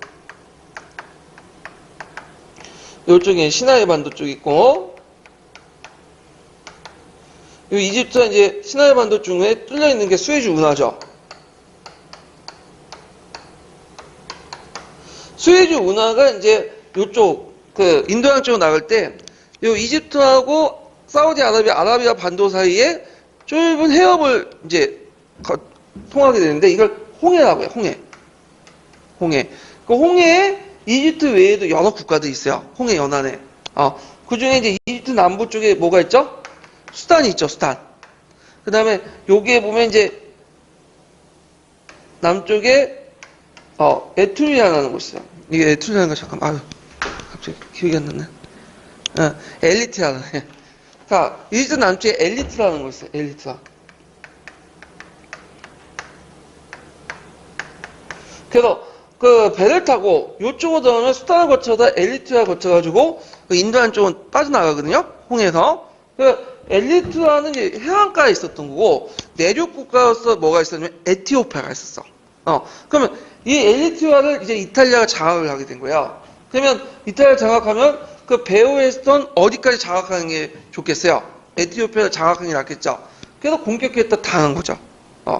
그래서 나중에 이제 그 2차 끝난 다음에 이 엘리트리아 지역과 에티오피아 지역이 어떻게 돼요? 통합이 되죠. 그래서 이디오피아라고 해요. 예전에 이디오피아라고 했는데 근데 이게 민족 구성이 좀 다르기 때문에 나중에 또 분열되죠. 그래서 지금 에티오피아와 엘리트리아가 다시 분열돼 있어요. 예, 그런 것들 좀 같이 이제 기억을 해두시면 될 것 같아요. 자, 그 다음에 이제 보면 다시 넘어가서 자, 니은의 황제가 누군지 말해보시오 이렇게 했는데 에티오피아의 그 당시 그 국왕은 멜로니크 2세예요. 그래서 멜로니크가 여러 이제 근대화 개혁을 이제 하면서 승리할 수 있었거든요. 자, 그날 디귿의 경제적 배경, 국제 배경, 독립된 국가의 에티오피아를 자유 비의 정치가 무솔리 공격한 국제 배경을 쓰면 자, 일본과 독일이 연다 국제연맹에 탈퇴했고 히틀러가 베르사유를 무시하고 재무장 조약을 하죠. 국제연맹은 연합국의 속수무책인 거 보고 에티오피아를 침입했죠. 그 다음에 이제 가에 들어갈 것은 뭐냐? 예전에 기출문제 나왔죠. 국민이 국가를 발생시킨 게 아니라 국가 국민을 창조한다. 이렇게 쓰시면 될 것 같아요. 자, 그래서 이제 한번 총괄평가 이제 풀어봤고요. 그 다음에 뒤에 넘어가서 이제 독일 나치즘 볼게요. 히틀러와 관련된 나치즘. 독일 나치즘은 시험 문제 자주 나오는 부분이죠. 되게 좋아해. 좋아한다는 보다는 그 주제 자체를 좋아해. 그래서 나치즘이 이제 히틀러가 있는데 히틀러가 욕은 얻어먹는데 또 좋아한다 보다 좀 관심의 대상이잖아요. 간종짓을 많이 했잖아요. 세계사에서. 그러다 보니까 문제가 여기에서 많이 나와요. 또. 네. 자, 그러면 이제 그 당시 독일의 나치즘, 히틀러가 집권할 때 이제 배경을 보면 자, 독일의 이제 전후 독일 정세를 보면 제2제국의 몰락. 이때 제2제국이란 뭐냐면 제1제국은 뭐죠? 신성 로마 제국이죠. 그러나 제2제국은 1871년에 만들어진 독일 제국을 말해요. 비에름 2세와 미스마르크에 의해서. 그 다음에 히틀러 자기의 제국을 뭐라고 했어요? 제3제국이라고 했죠. 그래서 그게 이제 나누는데 하여튼 그 당시 독일 제국의 몰락, 그 다음에 바이메르 공화국의 설립, 프랑스의 누르 침략으로 위기가 포착됐었고 1920년 후반 국제관계 개선 및 경제위기 회복 등등 해서 이제 있었고 근데 경제회복 위기 자체는 히틀러가 별로 안 좋은 거죠. 그러니까 히틀러가 집권할 수 있었던 거는 1929년 뭐죠? 대공황이죠. 회복됐다가 곧바로 뭐야? 또 침체가 돼요. 예, 그때 이제 경제 위기들 틈타서 히틀러가 집권하는데 히틀러 집권 과정은 좀 눈여겨볼 게 뭐냐면 혁명이나 폭동이 아니에요. 이 사람은 합법적 선거를 통해서 그래서 합법적 선거를 통해서 선출했다. 대중들의 지지를 받고 한 거야. 그래서 처음에는 히틀러도 무해폭동 같이 뭐냐면 쿠데타를 일으켜가지고 집권했어요. 무해폭동이 뭐냐면 이제 무해인이라고 해서 남부 독일 지역에 이제 그 도시가 있거든요. 근데 여기에서 이제 히틀러가 그 맥주집에 가서 독일은 맥주 많이 마시잖아요. 거기 가고 이제 몇몇 그 청년도 있고 SL도 있고 이제 쿠데타를 일으킨다고 해서 총을 빵 쐈는데 쿠퍼에 진압당했죠. 예. 그래서 나서 그때 6개월 동안 감옥 생활을 했는데 그때 투쟁을 썼고 그때 감옥에서 그렇게 생각했나 봐. 내가 이제 이런 쿠데타 방식으로 집권 못하겠다. 반란 방식으로 합법적인 어떤 선거를 통해서 하자. 그래서 이제 이런 생각을 이제 갖게 되는데 하여튼 자, 이 히틀러를 이제 볼게요. 히틀러는 원래는 독일 사람이 아니에요. 이 사람은 원래 어디에 오스트리아 비네에서 태어났어요. 그래서 이제 어릴 때 이제 태어났는데 그 당시 이제 그 아버지는 빨리 죽고요. 어머니 이제 밑에서 호어머니 밑에서 태어났는데 히틀러는 이제 처음에는 정치가가 되려고 했던 게 아니라 미술 있죠. 화가가 되려고 했어. 그래서 화가가 되는데 화가가 되려고 미술학교에 이제 비네 미술학교 가려고 했는데 어떻게 번번이 떨어진 거야. 포기를 한 거지. 예. 그래갖고 이제 비네 가가지고 이제 노동자 생활을 한 거죠. 근데 거기까지 했으면 이제 거기서 끝났겠는데 전쟁이 일어났잖아요. 그러니까 오스트리아군에 입대해가지고 1차 전쟁 열심히 싸웠어요. 열심히. 그래갖고 훈장도 중요 이제 뭐냐면 받고. 근데 제대하고 나니까 할 게 없는 거야 이제 실업자가 되고. 그때 이제 어떤 당에 이제 가입을 했냐면 독일 노동정당이라는 극우단체에 담는데 그때는 조그만 정당에 불과했어요. 그래서 그 당시 극우정당이라는 7번째 이제 회원으로 가입을 했는데 여기에서 히틀러가 능력을 발휘한 거죠. 히틀러가 잘하는 게 뭐냐면 연설을 잘해요. 연설. 이 카리스마적 연설. 그래서 히틀러가 연설을 하면 뭐냐면 한 번 할 때마다 몸무게가 한 3, 4kg 빠지는 거야. 그만큼 열정적으로 하는 거죠. 그래서 히틀러가 있는데 하여튼 대중들이 그 연설을 보고 많이 감격했나 봐. 지금 설민석처럼. 예. 근데 대중적인 인기 스타였지. 그러니까 근데 또 히틀러가 우리가 무식하는 걸로 알고 있는데 히틀러 되게 이제 정규교육은 제대로 못 받아도 독서 강의였어 이 사람이요. 그래갖고 책을 하루에도 한 3, 4시간 읽은 거야. 매일 꾸준히. 그리고 거기다 이제 읽다가 필요한 건 줄을 치면서 메모까지 하면서 그 메모를 딱 정리하고 나중에 연설할 때 써먹고 상당한 이제 뭐냐면 독서 강의였다는 거. 예. 그래서 이제 나중에 독일 노동자당을 키워가지고 뭐냐 국가사회정당을 개최했는데 이걸 후대 이제 그 반대파들이 뭐라고 얘기한 거야? 나치라고 하죠. 근데 나치가 이제 뭐냐면 자기 이제 당의 명칭이 돼버린 거야. 그래서 서양에서는 좀 웃긴 게 꼭 자기 반대파들 비판하잖아. 이게 뭐냐면 자기 명칭이 돼. 뭐 시그, 토리, 뭐 고이센 다 비판해서 하는 건데 하여튼 나치다. 나치가 내걸었던 게 뭐냐? 자, 국가사회주의죠. 국가사회주의. 예. 그래서 이제 국가사회주의 약자가 이 나치라는 의미인데 나치당. 예. 그래서 국가사회주의의 연원을 찾아보면 비스마르크 때부터 이제 해요. 비스마르크가 자기를 이제 그 복지 정책하면서 뭐라고 했어요? 국가사회주의 정책이라고 했죠. 예. 그래갖고 이제 비스마르크에서 찾아볼 수 있는 건데 사회주의와 자본주의를 결합시키면서 독일의 특유의 뭐냐면 이런 가부장적 온종주의, 권위주의 이런 것들이 결합된 것이 국가사회주의다. 예. 그래서 상당히 복잡해요. 국가사회주의에 관련된 내용은 서양사 강의에 있거든요. 근데 우리가 국가사회주의를 굳이 볼 필요까지는 없을 것 같아요. 그냥 국가사회주의라는 걸 내세웠다. 이런 것들 이제 좀 보시면 될 것 같아요. 그래서 이제 아까 말처럼 비유는 폭동이 있었죠. 예. 그래서 프랑스군이 누르 지방을 점령하고 국가소유주의들이 바이메르 정부에 비판하게 되고, 그래서 갈색 서치단들이 중심으로 해갖고 이제 폭동을 이제 발생을 하죠. 제가 말을 잘못했는데 거기에 제가 갈색 서치단이 가니발디가 맞는 게 검은 서치단이야.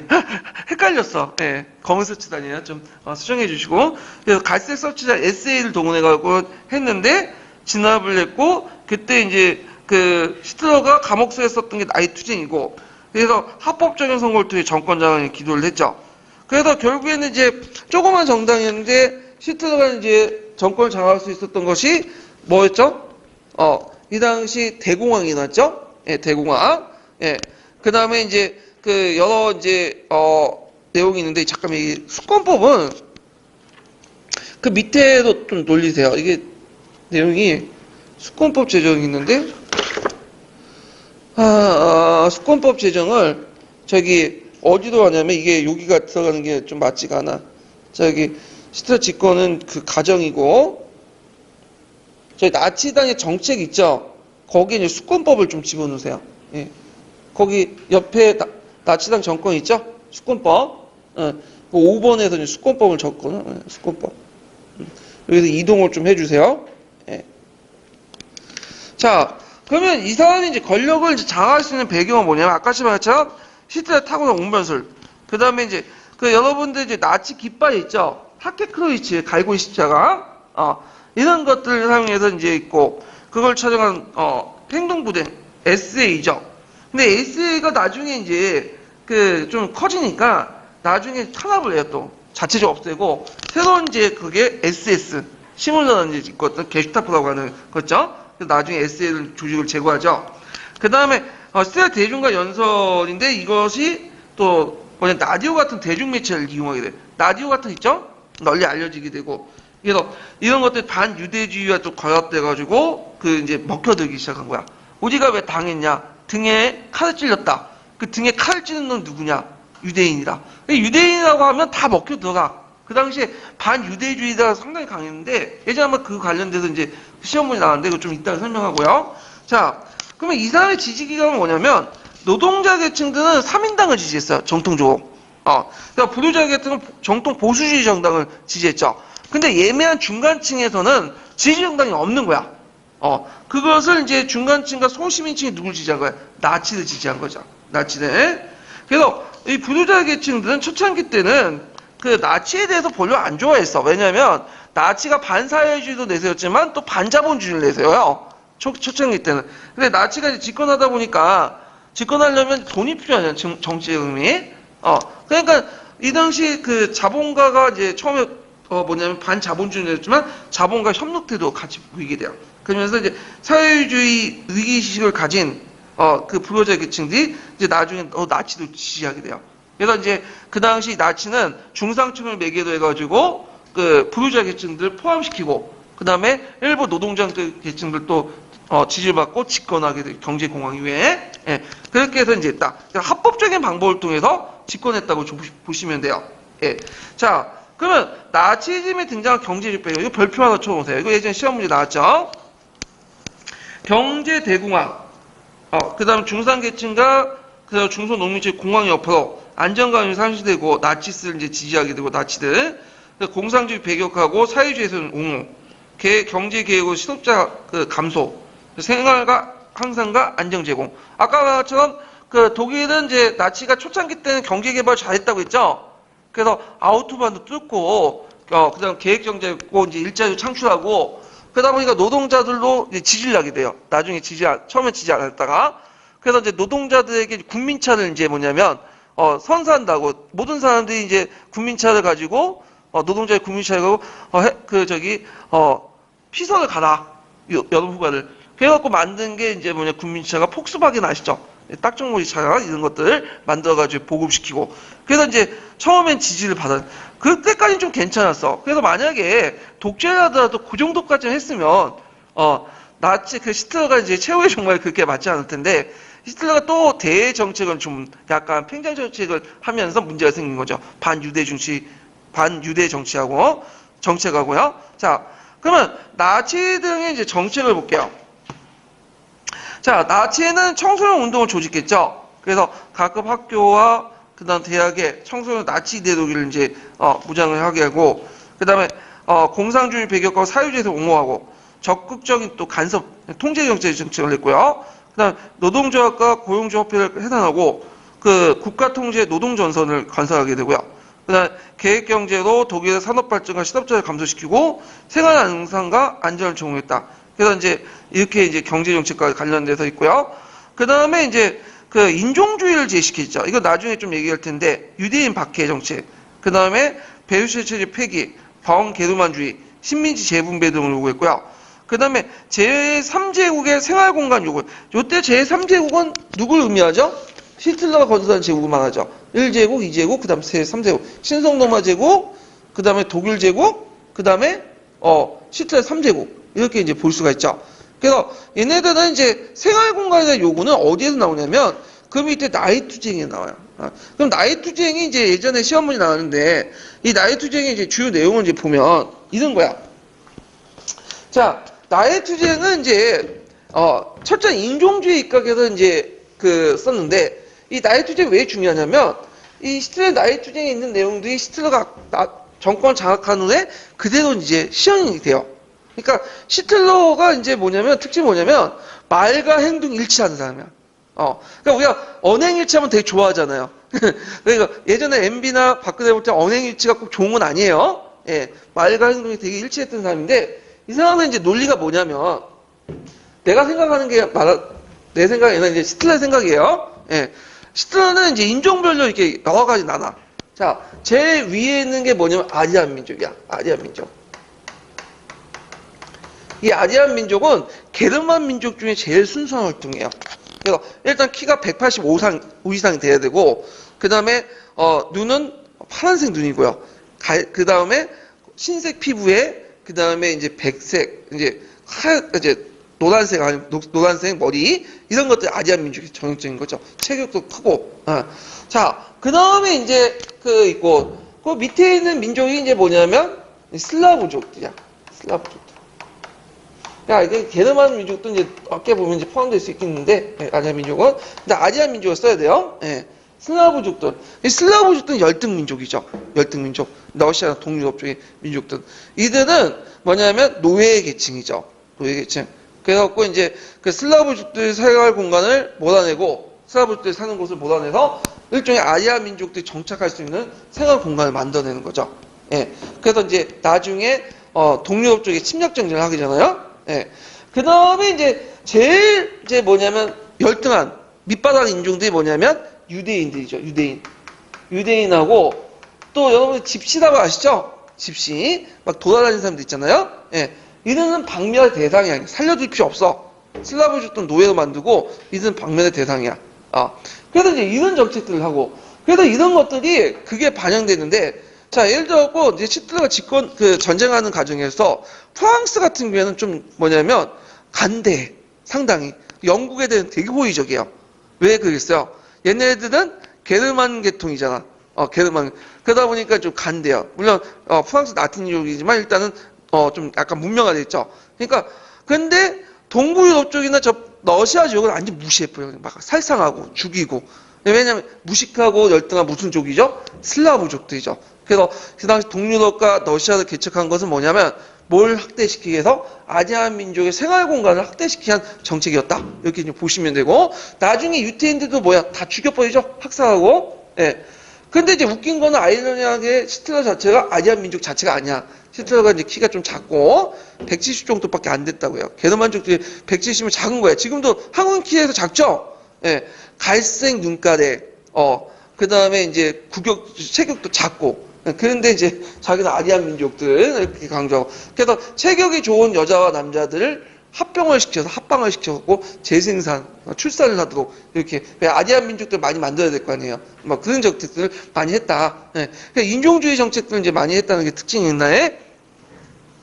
자, 그 다음에 이제 여기에 보면 이제 그 나의 투쟁 부분 한번 읽어보세요. 예전에 시험 문제 나왔으니까. 네. 자, 그 다음에 이제 여기 보면 수권법이라고 그죠? 5번은 수권법 적으세요. 수권법. 자, 이 수권법은 이제 뭐냐면 나중에 히틀러가 이제 집권하고 나서 1933년, 34년에서 1년의 독재 정권 확립 과정을 해요. 그래서 제국의회를 해산하고 언론과 의사표현의 자유를 제한하고 신문과 집회를 금지하고 그다음 공산당을 해산하죠. 예. 그래서 이제 있고 그다음에 나치당 이해는 다 불법화시켜. 그리고 이제 제3제국을 수입한 다음에 자기가 총독을 지휘하죠. 그래서 이때 이제 신덴베르크가 이제 그걸 묵인하게 되죠. 예. 그리고 신덴베르크가 이제 죽고 나자 이제 뭐냐면 그 대통령을 검명하고 이제 자기 총독을 즉위하게 돼요. 이 과정에서. 자, 그 다음에 이제 제정된 것이 뭐냐면 수권법인데 수권법은 정부의 독재권과 바이메르 헌법의 기능을 정지시키는 거야. 그래서 바이메르 헌법을 통해서 먼저 정권을 장악했지만 자기가 바이메르 헌법을 죽여버린 거죠. 예, 수권법 내용 기억을 좀 해두시고요. 그 다음에 이제 유대인 인종박해 부분을 볼게요. 자, 이 유대인이라는 것은 이제 예전부터 반유대주의가 상당히 강했어요. 유럽에서는. 그 예전에 한번 기출문제 나왔는데 왜 반유대주의가 강했냐면 일단 유대인들은 누굴 죽였죠? 예수를 죽였잖아. 예수를. 그러다 보니까 기독교인들로부터 배척의 대상이 된 거야. 그 다음에 얘네들은 이제 유럽에 살면서 토지를 못 갖게 했어요. 토지를 못 갖게 했으니까 당연히 얘들이 정서할 수 있는 곳이 뭘까요? 금융이나 상업이죠. 도시에 거주하면서 특히 고리대 업무. 왜냐하면 기독교인들 고리대 못하도록 교황이 금지했기 때문에 유대인들은 그걸 이제 했던 거죠. 뭔가 필요했으니까 고리대는. 그러다 보니까 금융자산이 되게 많은 거야. 그리고 유대인들 또 특징이 뭐냐면 자기끼리만 살아. 유대인들이. 그래서 일종의 개토를 만들어가지고 자기 안에서 이제 자치하고 문화 만들고 그 다음에 종교 유지하고 어울리지 못해요. 그러다 보니까 이제 사람들의 미움을 계속 받게 되는 거죠. 그래서 뭔가 사건이 터지면 그 당시에 이제 지배층도 어떤 식으로 얘기를 하냐면 유대인들이 독을 풀어갖고 너희들 죽이려고 한다. 유대인들이 너희들 죽이려고 이제 한다. 이런 식으로 뭔가 외부의 이제 그 사건에 대한 민중들의 불만을 어디로 쏟게 하는 거야? 유대인들 쏟게. 그러니까 뭔가 사건이 일어나고 어떤 것들이 일어나면 유대인들 공격하게 돼. 또 유대인들 공격해야지 또 좋은 게 뭐냐면 유대인들 뭐가 많죠? 돈을 갖고 있잖아. 그래서 돈을 뺏어다가 자기끼리 나눠 갖는 것이 일종의 중세시대 때 부의 재분배 중에 하나였어요. 예. 그래갖고 이제 유대인들이 그 중세 시대부터 계속 박해를 받았고, 그 다음에 이제 그 대표적인 게 이제 그 십자군 전쟁 과정에서 유대인들이 뭐, 음식에 뭐, 우물에 독을 풀었다는 한 식으로 해서 또 박해를 받았고, 특히 동유럽 지역에서 되게 많이 러시아 지역에서. 그래서 제정 러시아 때 포그름이라고 해갖고 유대인 박해 정책들이 많았어요. 예. 그리고 예전에 스탈린도 유대인들 되게 안 좋아했다고 했죠. 그래서 유대인들 막 거주 제한이나 직업 선택의 제한도 막 하고, 그래서 나중에 이스라엘 만들 때 그 중축 세력들이, 주요 세력들이 어디였냐면 서유럽 쪽의 유대인들이 아니라 동유럽 쪽의 유대인이야. 그만큼 이제 유대인에 대한 어떤 이런 그 유대인에 대한 그런 박해가 많았는데, 이런 것들이 이제 오스트리아 더 심했고요, 독일에서는. 이것이 이제 히틀러에도 영향을 받게 돼요. 예. 자, 그러면 여기에서 유대인이라는 기준을 정해야겠죠. 박해를 하려면. 그래서 조보 중에 피 한 방울이라도 유대인 피가 들어가면 뭐가 되는 거야? 유대인인 거야. 그러니까 예전에는 유대인이라는 규정이 이제 종교를 믿으면, 유대교를 믿으면 유대인이었거든요. 근데 이제는 인종주의 관점에서는 종교가 기독교라도 피 한 방울 유대인이 들어가면 어떻게 되는 거야? 자기 선조 중에 유대인이 되는 거죠. 자, 이런 식으로 이제 인정박해를 이제 하기 시작해요. 그래서 처음으로 이제 제정된 법이 뉴른베르크 법이죠. 이거 외워두세요. 그래서 조부모 중에 한 사람이라도 유대인이면 유대인으로 간주하고, 그래서 유대인은 모든 시민권을 박탈하고, 그 다음에 다른 인종 간의 혼인을 금지시켜요. 그리고 각종 교육기관이나 은행, 병원 등의 근무를 금지시키고, 예술활동도 금지시키고, 그 유대인들은 다비드 항세법을 이제 착용하기도 하죠. 그리고 나중에는 이제 그 전쟁 중에 집단 수용소나 강제 수용소에서 대량 학살을 하게 돼요. 원래 이제 유대인들은 어떻게 처리할 걸 가지고 이제 논의를 했는데, 반제에서. 그래서 어떤 식으로 논의했냐면, 처음에는 이제 제기한 게 뭐냐면, 유대인들 저 마다가스카르나 이런 섬에 보내자. 근데 보내려고 했더니 문제가 생긴 게 뭐냐면, 이게 이제 어떻게 돼? 너무 멀리 떨어져 있고, 그 다음에 해상권을 누가 영국 해군력이 해상권을 장악하니까 못 보내는 거야. 그래서 학살 정책을 이제 했는데, 문제는 학살을 하다 보니까 러시아에 이제 가서 동료를 들어서 학살을 했는데, 유대인들 잡아다가, 문제는 너무 보는 눈이 많다는 거죠. 그리고 학살하면 이제 이렇게 해놓고, 얘들 유대인들 땅을 파괴하고 거기에 총을 쏘는데, 유대인들 파묻잖아요? 어떤 문제점이 있냐면, 이게 이제 우리가 예전에 구제할 때 돼지 소 파묻었잖아. 그래서 거기 어떤 문제점? 기름이 줄줄 나가고 막 그러잖아요? 별로. 그러니까 이런 것들이 일어나니까 안 되겠다. 그래갖고 수용소를 만들어가지고 거기에 이제 일종의 학살을 하는 거죠. 그래서 하장을 내갖고 독가스를 주고 하장을 시키고, 그런 것들을 언제 결정했냐면 반제회의 때 결정. 이게 이제 시험 문제 나왔어요.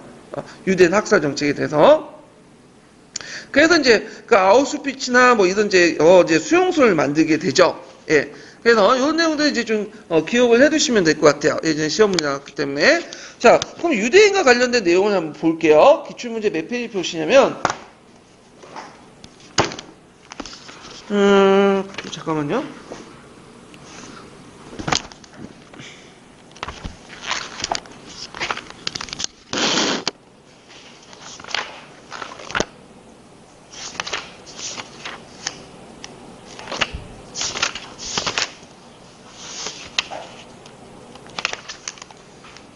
어, 252페이지 보세요. 252페이지.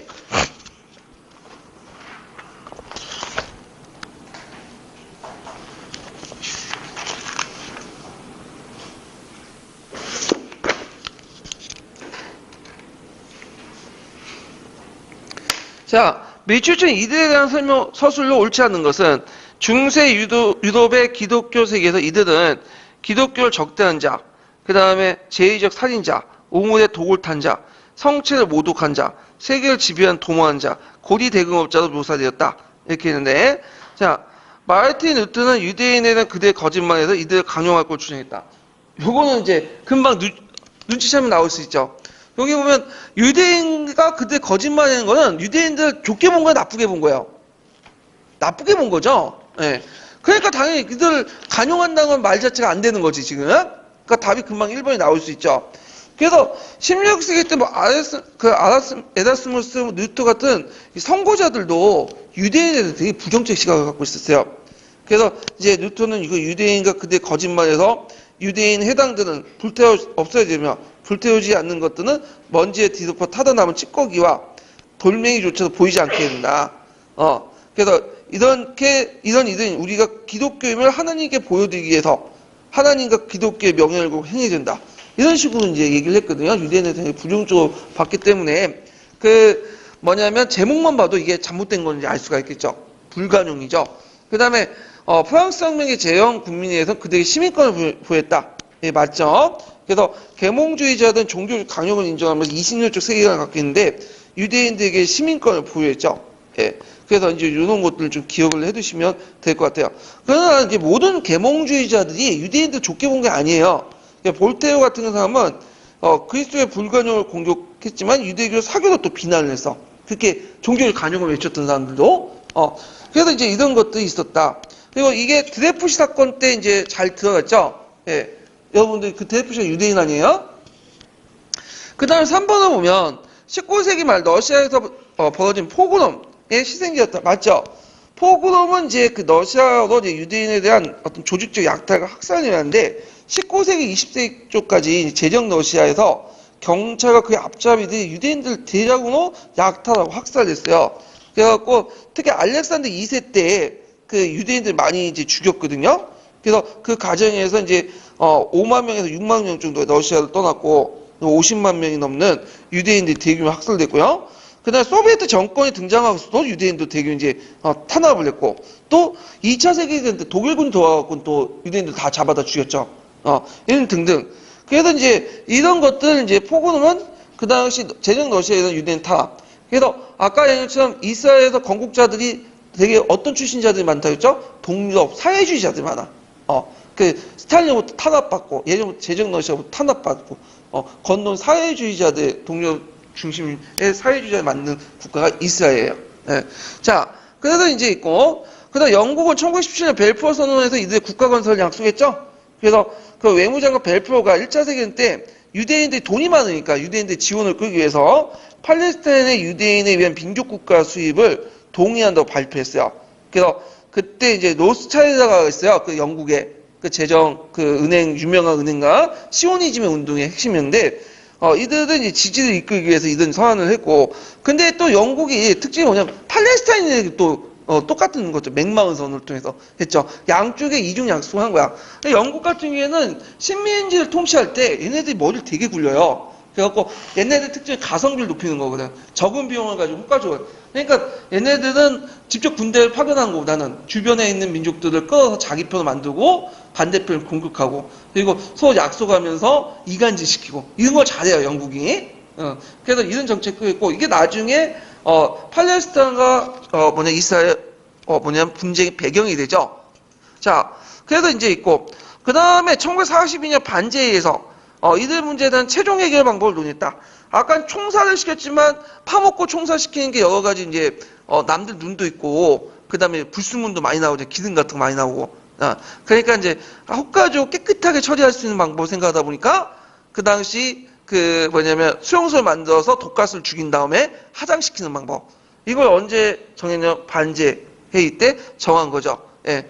요거는 이제 서강이나 우리가 이제 보고 있는 책에는 없는 서총에. 그래서 이제 서양사 개념어 사전이 있어요. 예, 요 책에 나와 있는 거야. 예.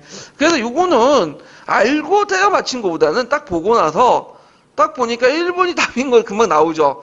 예. 눈치껏 때려 맞히는 분들이 많을 것 같아, 이거는. 그냥. 정답률 한번 높을 거야, 이거는. 이미 이제 답이 나왔잖아. 예. 자, 그래서 이제 이런 것들이 있었다. 좀 기억을 해두시고, 유태인 탄압 정책, 이런 것들 이제 같이 봐두시면 될 것 같아요. 제가 이제 기출문제 분석 때 다 정리해놨어요, 이거. 유대인 탄압 정책. 예. 자, 그 다음에,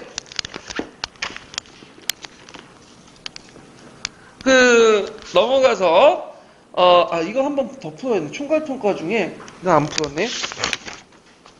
총괄평가가 아니라, 기출문제 중에 251페이지 펴보세요.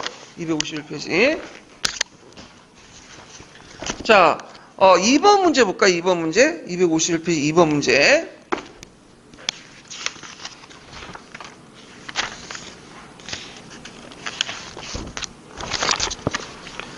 자, 다음 자료는 1925년에서 26년에 발간한 정치 지도자 저술 중의 일부다. 다음 빈칸 가에 들어갈 종족의 이름을 쓰고 이 정치 지도자가 그 국민들의 압도적인 지지를 받게 된 경제적 배경을 세 가지 쓰시오. 자, 여기 보면 자연은 뭐 강자 약자의 짝짓기를 원하지 않는다. 자연 열등한 인종과 우월한 인종의 짝짓기는 더욱 원하지 않는다. 왜냐하면 그렇지 않을 경우에 종의 개량을 위해 수만 년 동안 자연에 기울인 노력이 물거품되기 때문이다. 쭉 있는데 이건 뭐와 관련된 거죠? 시틀의 나이트로젠 일부분이야. 자, 거기에 가에 들어갈 것은 뭐냐? 그게 아디안 민족이야. 아디안 민족. 예. 그래서 가는 아디안 민족 이렇게 쓰시면 되겠죠? 예. 그래서 이제 아디안 민족은 게르만 민족 중에 순수활동 아디안 민족이라고 해요. 이 사람들은. 자, 그리고 천재, 유전적으로 되게 뛰어난 민족이죠. 자, 그 다음에 이제, 그 당시에 이제 이 지도자가 국민의 압도적인 지지를 받게 된 경제적 배경. 일단, 이 사람이 이제 경제 대공황, 경제 파탄, 중산계급과 중소농민층이 공황 여파, 안정감을 상실하고, 이게 나치스 지지하게 되고, 계획경제로 해서 독일 사회 발전과 실업자 감소, 생활 안정 제공, 이런 것들 쓰시면 되겠죠. 자, 그래갖고 이제 이 내용들, 파악을 해두시는 게 좋을 것 같아요. 자, 그리고 넘어가서, 총괄평가 문제는 좀 쉬었다가 이제 좀 풀어볼게요. 그 부분은.